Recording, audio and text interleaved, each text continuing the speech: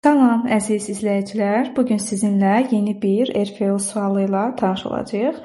Gəlin məsələnin şərtini oxuyaq ilk öncə. Deməli, en kəsiyinin radiusu r, hündürlüyü h olan silindrik qab bir-birinə qarışmayan eyni həcmli ρ və 2 ρ sıxlıqlı maye ilə ağzına qədər doldurulubdur. Qabın yan səthinə təsir göstərən təzyiq qüvvəsini tapın. İlk öncə şəkli çəkərək məsələnin həllindən başlayaq. Belə bir silindrik formada qab çəkərək təsvirimizi göstərək.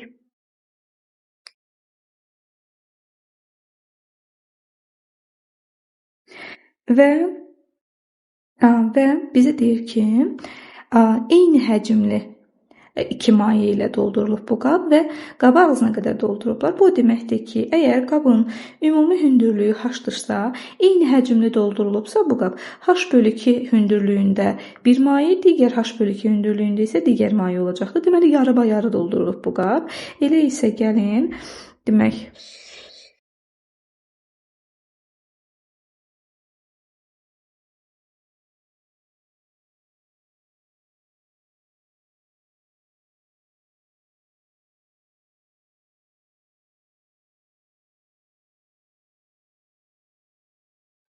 bu mayeləri burada qeyd edək.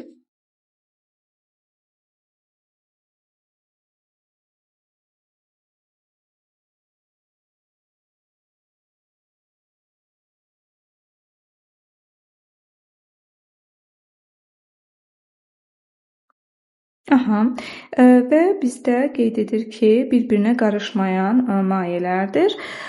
Burada ρ sıxlıqlı maye, burada 2 ρ sıxlıqlı mayeni qeyd edirik və hündürlüklərini də qeyd edirik. Bizdən yan səthə təsir göstərən ümumi təzyiq qüvvəsini soruşur. Buradakı təsir qüvvəsini F1, buradakı təsir qüvvəsini F2 yazaraq tapa bilərik. İlk öncə başlayaq F1-dən. F1-i tapmaq üçün mən burada P1 və S1 sahəsindən istifadə etməliyəm və qeyd edim ki, yan səthə təsir göstərən təzyiq və sahənin hasili bizə F1-i verir və buradan mən bərabərdir. P1 burada əslində biz ρh/2 yazaraq, məsələn, bu sərhəddəki təzyiqi tapardıq.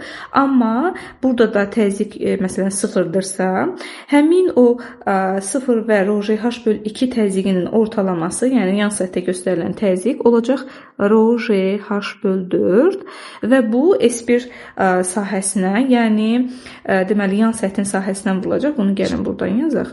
Deməli, bərabər olacaq ρh/4-ü vuracam 2πr h/2 hündürlüyünə vuracam. Buradan isə demək πr ρh/4 alarıq. Digər tərəfdən mən F2-ni tapmaq istəyirəmsə, yuxarıdakı mayenin ümumi bu nöqtəyə göstərdiyi təzyiqlə aşağıdakı mayenin ümumi təzyiqinin cəmini tapmalıyam. Davam edək. Demək, burada mən ρh/2 təzyiqi ilə 2 ρh/2 təzyiqini təbii ki, yan səthin sahəsinə vurmalıyam.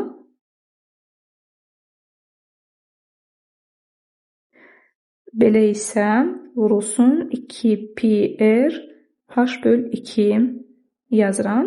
Buradan mən demək,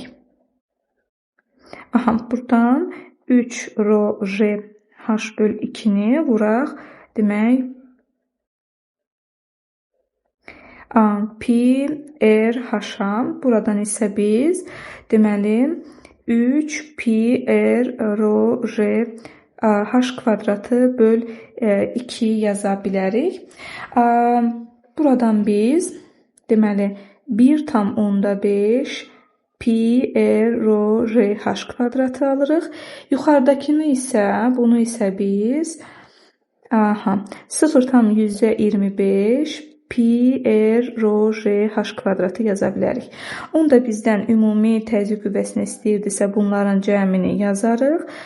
Buradan 0,25 πr ρh² ilə cəmləyərəm 1,5 πr RH kvadratı. Buradan demək